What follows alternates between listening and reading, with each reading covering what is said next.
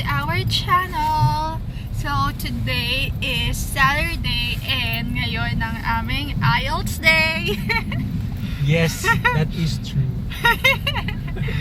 Yeah, so, ngayon nga yung IELTS exam namin. Last month lang namin binook siya. Tapos, meron naman dito sa Sudbury na IELTS test center. So, kaya yun na lang din kami. Wala kasing self-pip dito eh. Yeah. Yes. 9:30 yung start ng test, pero 8 o'clock. 8 to 8:50 start ng registration. So, pupunta na kami ngayon. Mauna muna yung ano namin, yung listening, reading, and writing. Then, after that, saka yung speaking. Parang may 2 hours na break kami bago mag-speaking. Share lang namin sa inyo yung magiging experience namin for Yes. the English test. Para yun sa mga gusto rin kami sa mga magte-take rin soon ng IELTS. Kahit di naman sa Sudbury. So, ma-share namin sa inyo yung naging experience namin. Tapos Yes. tatry namin alalahanin din yung mga tanong like per section para may idea kayo. How it goes. Hindi lang namin may share siguro yung score kasi I don't think it matters na i-share namin yung score. Kasi wala namang sense. Umababa, mataas, hindi mataas na yun. First time din namin mag-IELTS talaga. Parang hindi pa kami nag-IELTS nung papunta kami dito sa Canada. Tapos nung nag-US kami, may tinake kami parang TOEFL, TOEFL, basta yun. And very different siya sa IELTS. Tinry kong i-search. So, ayun, let's see. Ano lang kami, YouTube University lang yung review namin. So, Kasi yung preparation nga namin, YouTube, nanood lang kami ng mga YouTube videos. Kasi para sa akin, parang hindi naman siya tulad dun sa mga exams na knowledge-based. Hindi siya knowledge-based, so medyo skill-based siya. So, nakadepende talaga siya on, yung skill nyo sa English language. and wala din kasi dito nung parang katulad sa Pinas na ang daming IELTS test na parang review center ganyan. So, ayun, talagang lang kami, YouTube. Meron naman, may mga naman, review center. Pero sa akin kasi parang hindi ko siya gustong gawin. Yeah, Bailey. Kasi nga, nasa sa'yo yun. Nasa sa sarili mo yun kung paano mo yung pag-English mo ba? Gets niya ba? Ito kasi yung IELTS, matagal ko na siyang naririnig kasi yung kapatid ko, nakailang take yun ng IELTS kasi sinasabi niya, iba't iba daw yun kada country, which is yung country na pupuntahan niya before is European. So, mas mahirap daw doon because of the accent, ganyan. So, I don't know, we'll see. We'll see kung ano yung magiging experience namin. And, naniniwala naman kami sa English speaking skills. Magaling to mag-English, magaling to mang-bola.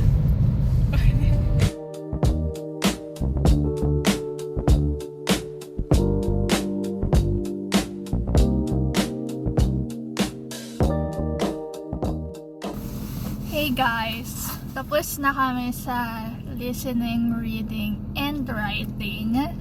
May 1 hour break pa kami for our speaking. So, kakain muna kami, tapos babalik na lang kami. So, what are your thoughts? Mahirap. Hindi naman siya yung mahirap na katulad na nung binabanggit ko na knowledge-based exam. Mahirap siya kasi kailangan mo talagang makinig yung sa listening. Pag nalingat ka lang, tapos biglang nag-jump dun sa next question, hindi mo na agad mababalikan yung isa. Ano ka kagad, mag-scramble ka kagad, ganun. Tapos ang pinaka nahirapan ako yung written talaga. Kasi doon yung writing pala. Kasi doon mag-iisip ka talaga ng ilalagay mo, unlike nung listening and reading. Babasahin mo lang at papahinga mo. Unlike yung writing, talagang isipin mo kung lalagay mo yung sentence, yung pagkakaayos ng sentence kailangan tawag dito, yung parang chronological, parang ganun tawag doon. Saan pa ganun? Kailangan Maayos. parang may sense. Oo. yun din yung ano, yung medyo ano ako, parang hindi sure yung writing kasi lalo na yung ano, yung pangalawa, task 2 kasi parang hindi ako satisfied sa pagko-construct ko ng sentence. Like yung una kasi letter, madali lang naman kasi medyo sanay naman na gumawa ng mga emails, ganyan. So, carry lang. Yung pangalawa, yung pagko-construct mo ng sentence, parang okay ba to? Maganda ba to? Yung ganon. Pati yung, ewan ko. Ako yun yung iniisip ko, yung letter, pati yung part 2 nung writing. Well, although nag-work naman kami sa hotel na nag-i-email ka madalas, pero hindi ko madalas nagagawa yung ganun eh. Yung talagang ano kasi, like professional ka dapat, yung wordings mo, yun nga, yung pag-construct mismo ng essay, like kailangan may sense siya, hindi yung ay binanggit mo to nung una tapos biglang tatalong ka sa isa tapos tatalong ka ulit, yung ganon, parang may flow, something like that. Ano yung tanong mo dun sa writing? Yung unang tanong sa akin sa writing is yung nakatira ka sa apartment, tapos mayroong construction na ginagawa sa harapan, tapos i-email mo yung construction manager kung ano yung issue, pati kung ano yung gusto mong gawin ng manager. Yung parang ang pinaka ano lang naman doon, yung noise. Tapos hindi ko na alam kung paano ko i-expound yung noise. 150 words. Kasi kailangan naman 150 words. Binanggit ko lang na yung apartment, yung unit ko nandoon sa harapan mismo ng construction. So rinig talaga yung noise, ganyan. So yun, medyo inano ko lang yan, in-expound ko lang. Tapos yung naglagay pa ako ng isa pang reason kasi wala talaga akong malagay na iba. Nilagay ko na lang is yung parking ko is by the construction. So natatabunan ng mga dumi pati ng mga debris nilagay ko. Tapos sinabi ko may hirap na maglinis everyday before going to work, ganyan. So sabi ko, are we able to ganyan, yung parang come to a common ground, parang ganyan. Kung pwede sila mag-provide lang ng schedule para at least alam ko kailan mag-adjust mo, gano'n. Pero hindi ko alam kung formal ba kasi kahit sa work naman namin hindi talaga sobrang formal eh. Kasi may nabasa ako noon.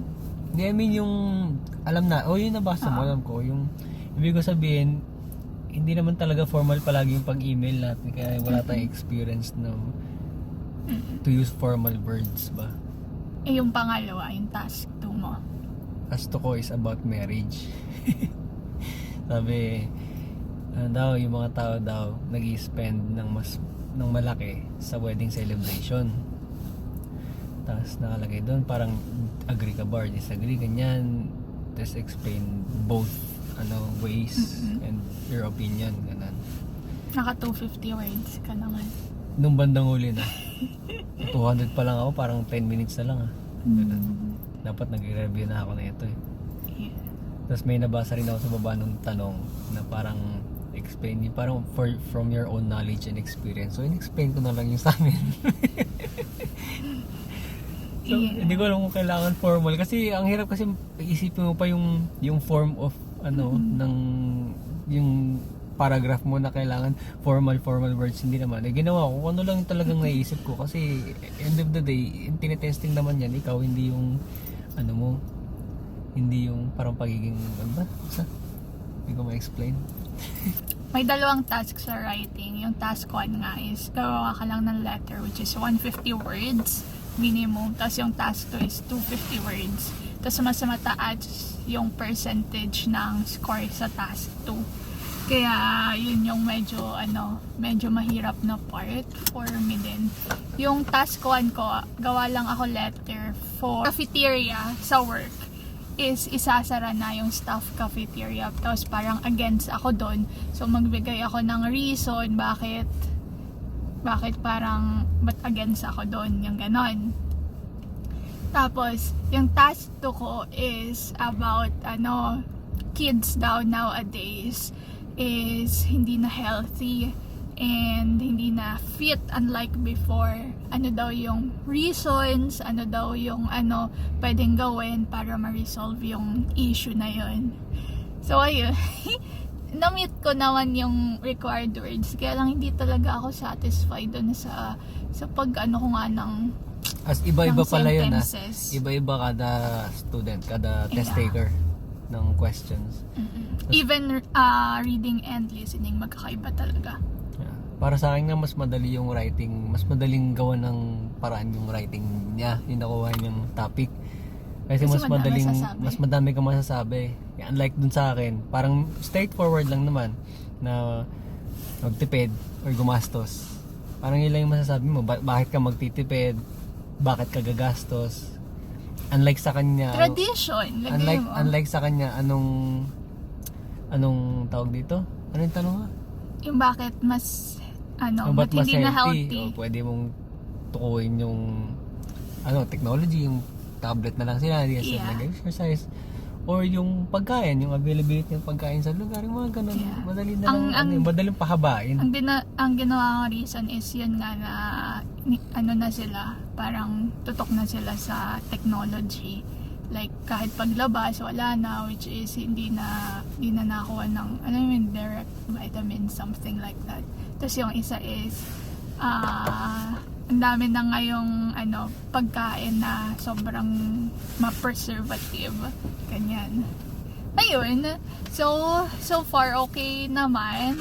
Yun lang, yung writing kami medyo hindi kami ganun ka-satisfied. Magre-retake kami sa writing. No. Kaya natin yan. Wala nang kaya, tapos na. Kaya natin yan akyat-akyat yung grade. Hindi ko alam. So, ayun, mamaya yung speaking namin.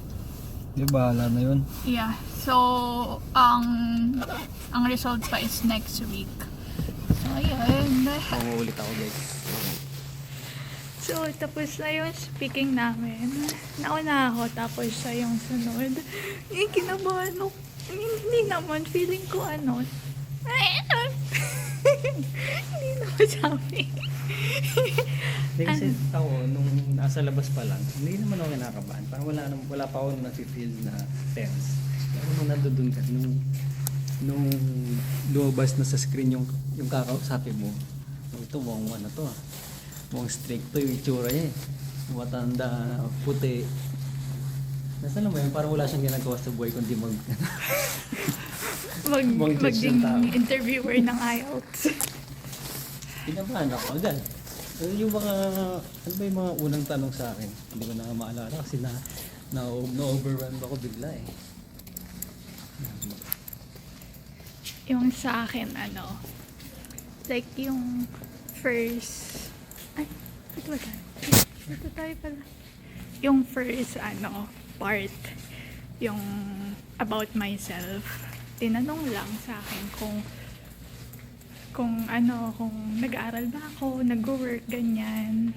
Tapos, chika ako, ganyan. Nag-work ako, ng work ko, saan, ginagawa ng work ko, ganyan. Tapos, yun? So, kung nung bata daw ako, daw yung hobby ko. Sabi ko, wala. Ito pa tayo? Ay, wait lang, naliligaw kami, guys. Yeah. Yung bata daw ako kung ano daw ang hobby ko. Tapos ngayong matanda na ako, ano daw yung hobby ko. Parang similar. Tapos, yung kapag free time daw, ano daw yung ginagawa ko. Kung mas prefer ko daw bang mag-activity ng solo or with group. Tapos kung ano yung gusto kong itry na activity, yun lahat yung personal. Tapos yung part 2, which is yung bibigyan ng, wait lang guys, parang ingay. Okay, we are back. Yeah, so yun na nga, yung part 2 ko, yung bibigyan ka ng situation, tapos parang magkukwento ka lang about that particular situation. Yung sa akin, kung kailan yung huling beses na hindi ko nagamit yung cellphone ko ng matagal. Bakit? Ba't hindi ko siya nagamit? Ang ingay niya guys, rinig ko sa labas. Naiintindihan ko. Ano yun? Bakit hindi ko siya nagamit? At anong na-feel ko nung time na yon. Ang una pumasok lang talaga sa isip ko, nung flight. Kasi palagi ko namang hawak yung cellphone ko eh. Like, pag tina-turn off ko siya ganyan, saglit lang. As in, pagka-turn off, buhay ko ulit, tapos gamitin ko ulit. So, work naman, ginagamit ko din naman. So, ang una ko naisip na matagal talaga yung flight from Philippines to Canada. So, sinabi ko lang, hindi ko siya magamit kasi walang signal. Walang wifi. Bakit ko siya gustong gamitin? Gusto ko lang makita yung update from my loved ones. Kasi sabi ko, parang lilipad nga ako sa Canada nang wala akong kakilala, ganyan. So, I'll start a new life, ganyan. Gusto ko lang, and homesick din ako nung time na yon. Kaya gusto kong humingi ng update. Tapos yun, yung kung ano yung na-feel ko, parang mixed emotion, sabi ko. Kasi parang ako nalulungkot, kasi na parang naiinip ganun. Kasi nga, nasa flight ako ng halos kalahating araw. Yun, hindi ko alam. Naitawid ko naman siya ng maayos. Pero, sobrang wala siyang sense. Tapos, after that, ito yung nai-stress ako. Hindi, may tinanong siya after. Sabi niya, sa home country mo ba, may time na bawal mag-cellphone? Na parang sa mga gatherings, ganyan. Ang sabi ko lang, sa church, kasi mostly naman ng Filipinos is Catholic and nagsisimba, yun, sa church, hindi nagsa-cellphone, which is just an hour, ganyan. Tapos ito yung next sa tanong niya na, sabi niya, yung about social convention, na hindi ko naman social convention. Pagtitipon-tipon siguro yun. Sinearch ko nga, neto lang after ko mag-take ng speaking. Ganyan, sa kulo, hindi ko na naman yung social convention. Kulo, lagot ako nito. Tapos, tanong sa akin, importante ba na malaman mo ang social convention ng iba't ibang bansa? Ang sabi ko, hindi naman siya necessary, pero sa case ko, sabi ko, I'm a Filipino but I'm living in Canada. For me, it's important na malaman yung sa Canada rin kasi nandito ako ngayon, which is parang medyo okay naman, pero hindi ko naman yung social convention. Then, yeah, tapos after that, may isa pa siyang tanong, anong effect ng social convention? Anong effect ng internet sa social convention? Sabi ko na lang, positive yung effect kasi ang internet ngayon is parang lahat may access na. So, dun malalaman mo yung parang news, ganyan, ano yung mga nangyayari. Hindi ko alam. Hindi ako confident. Pero, sana naintindihan naman niya. Ayun. Hindi ko alam. Ikaw? Ano? Ako, chill lang ako ngayon. Ngayon nga, nakwento ko na bigla ako kinabahan na nung nakita ko na yung kakausapin ko. So, ano lang naman, kung tutuusin, basic lang talaga yung mga tanong niya. Like, kayang-kaya mo siyang sagutin ng kahit wala ka gaanong knowledge dun sa tinanong niya. Kasi hindi naman nga siya knowledge-based na exam. So, yung unang tanong sa akin, parang ganun din sa kanya, na anong ginagawa mo ngayon, nag-aaral ka ba, nagtatrabaho. Doon pa lang, kinabahan na ako. Hindi, sabi ko, working ako front desk, ganyan-ganyan. Tapos, bigla ko na lang sinabi na yung kung ano yung gusto ko sa trabaho, hindi naman tanong, hindi naman tinatanong yun. Sabi ko gusto ko yun sa trabaho kasi nakakamit ako ng new people, yung culture, yung mga ganun. Yes mo, dapat pala, in-expound ko na lang yung front desk, kung gaano ako katagal doon. Tapos siya ako siningit yung bakit ko gusto. And yan, tapos na yun. Let's talk about food. Lahala. Talk about food. Sabi, may paborito ka bang pagkain? Sabi ko, honestly, wala man akong paboritong pagkain. Yung parang ganun, kasi hindi ko na ganong maalala kasi napipressure ako. Parang sabi ko lang, wala naman akong ganong paboritong pagkain, pero ang pinakayo ko talaga yung mga maanghang. So kahit anong pagkain na iihain mo sa akin, basta matamis, kaya ko. Yun na, tapos parang hindi ko na matandaan kung yun yung end ng part 1. Ay hindi, meron pa pala. Importante ba na kumain ka ng may kasama or mag-isa lang? Paano ko sasagutin yun? So naisip ko, sa pinanggalingan ko, mas madalas na kumakain kami ng kumakain ka ng may kasama. Kasi parang mas ginaganahan kayo, parang mas may appetite ka kapag may kasama ka, unlike nung pag kumakain ka lang na ikaw lang tsaka yung pagkain, magkaiba. Ganun. Tapos parang yun nakatay last na sa part 1. Tapos part 2, ang pinaka naalala kong tanong, yung may cue card. Hindi mo cue card, basta nasa screen lang.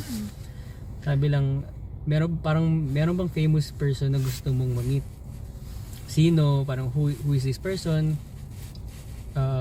How long he has been famous? Parang ganun. Tapos bakit mo siya gustong ma-meet?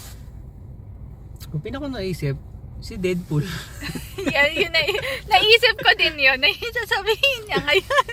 Sabi ko, parang isa lang yung tao na sa isip ko ngayon na gusto ko ma-meet talaga ay si Ryan Reynolds. Ganyan kasi nga movie actor siya na pinlay niya si Deadpool, ganyan sa mga Marvel movies. Kasi pinag-notes ako, ang bilis ko mag-notes kasi parang dapat pala dinahan-dahan ko kasi pwede daw mag-take ng notes ako, sasabihin ko 1 minute daw. Parang naka 30 seconds parang sabi ko, parang wala na nangyayari Parang kailangan ko na ba mag-start? Parang ganun naisip ko. So sabi ko, should I start? No, you have 1 minute to prepare. Eh di wala, tinignan ko lang yung notes ko. Ano yun? Doon ako medyo nag-rattle ng nung natapos ko na yung notes ko, wala na akong sasabihin pagkatapos. Tapos parang inulit ko na lang yung sinabi ko. Parang inulit ko na lang yung sinabi ko na yun nga, sikat siya kasi nakakatawa siya, matalino, ganyan. Tapos yung personality niya parang similar sa akin na gusto laging nagpapatawa, ganyan. Tapos rin siya, role model din siya as a father, ganyan. Kasi ayun, may asawa siya at mga anak, mga ganyan. Hindi ko alam kung ano. Tapos basta doon, tungkol nga doon yung second question. Tapos yung part 3, parang puro follow up na lang Actually yung part 3, parang para sa akin yun yung pinakamadali.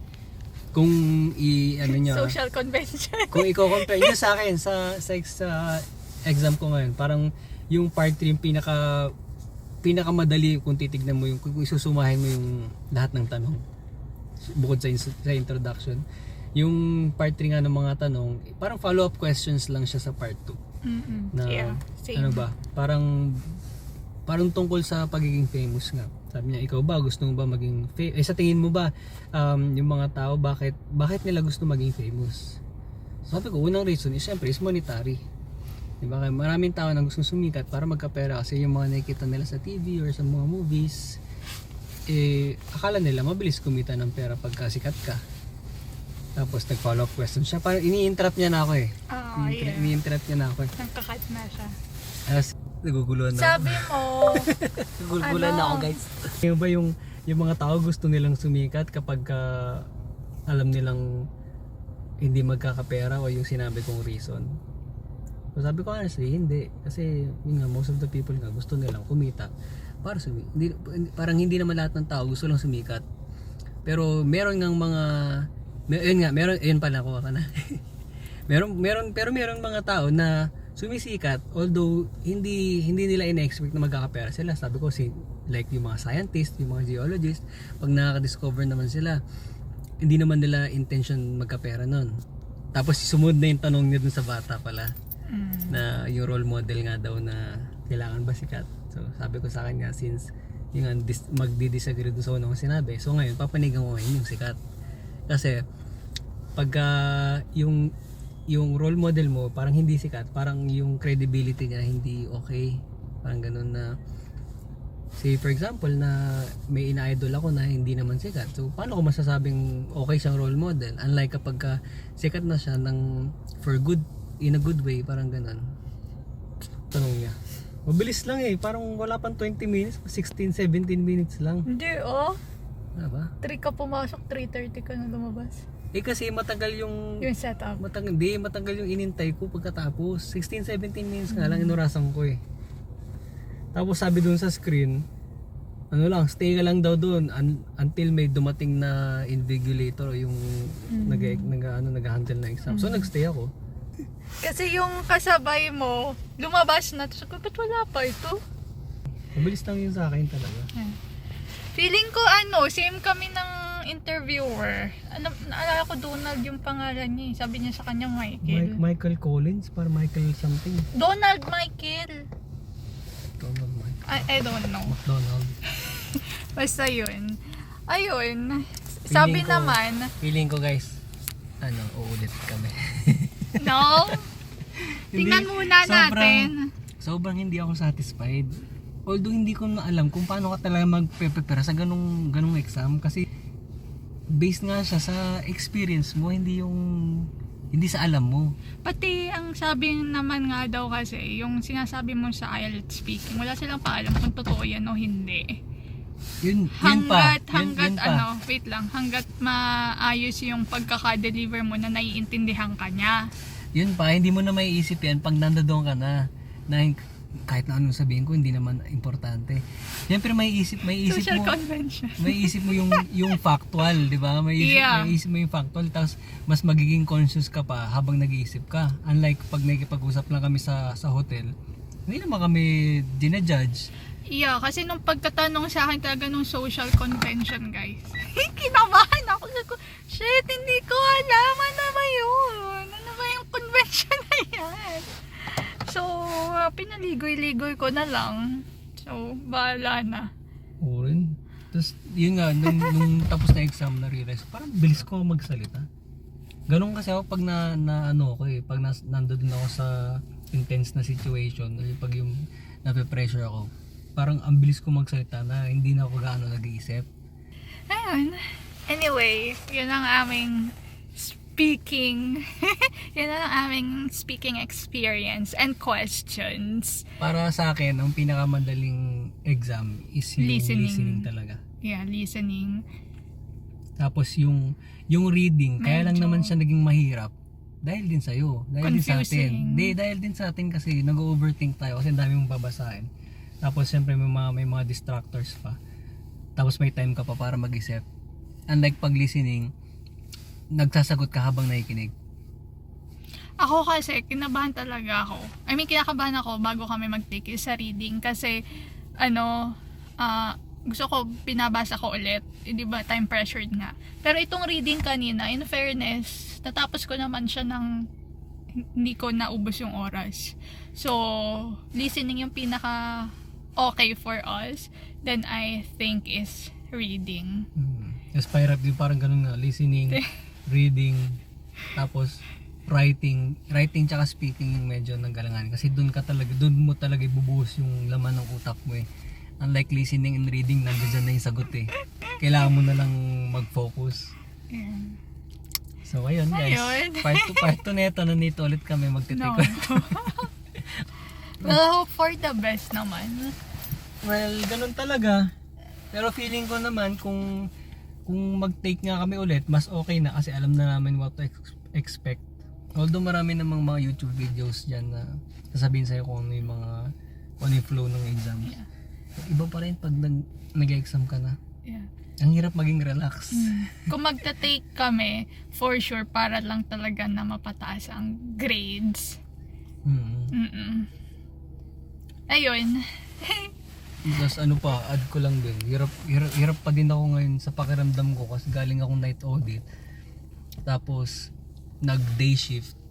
Tapos babalik ulit ako night audit next sa 2 days, 3 days after neto. Kauwa ka naman. So, parang yan na pa rin yung parang hindi pa rin normal yung pakiramdam ko, parang gano'n. So, medyo Abnormal. yeah.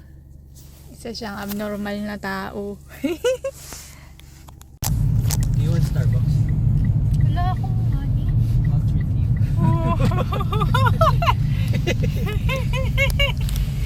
Hey guys! So, pauwi na kami. Sinama lang namin kayo for our IELTS exam today. So, comment kayo kung ano ba yung IELTS experience nyo or kung mag-IELTS na rin ba kayo.